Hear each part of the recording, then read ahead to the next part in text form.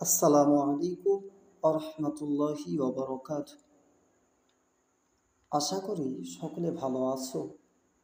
আর দোয়া করি আল্লাহ পাক সকলকে সর্বদা ভালো রাখুক। আল্লাহ সকলকে হায়াতে দারাজ করুক, রোগ শোক বালা মুসিবত থেকে হেফাজত করুক। সকলে বলি আল্লাহুম্মা আমিন।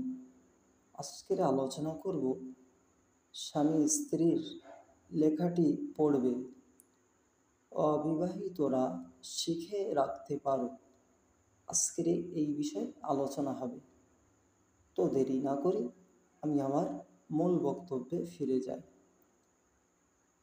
স্ত্রী স্বামীকে বলল, আচ্ছা, প্রায় দেখি তুমি আমার হাতের আঙ্গুল দিয়ে তাসবিহ পড়ো, কেন এমন করো? স্বামী, তুমি জানো হাসরের ময়দানে সবাই সবার থেকে পালাতে চাইবে। আমার কিছু আমল তোমার হাতের সাথে সংযুক্ত থাকুক।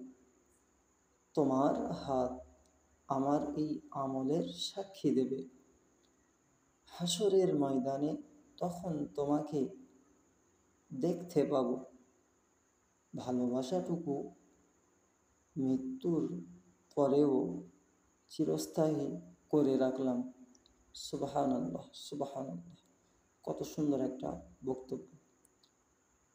আল্লাহ পাক রব্বুল আলামিন আমাদের সকলকে দুনিয়ার জমিনে মিল মোহাব্বতের সাথে থাকার তৌফিক দান করুন। সকলে বলি আল্লাহুম্মা আমিন। সকল স্বামী স্ত্রীদেরকে আল্লাহ পাক রব্বুল আলামিন সুখের সঙ্গে সংসার করার তৌফিক দান করুন। সকলে বলি আল্লাহুম্মা আমিন।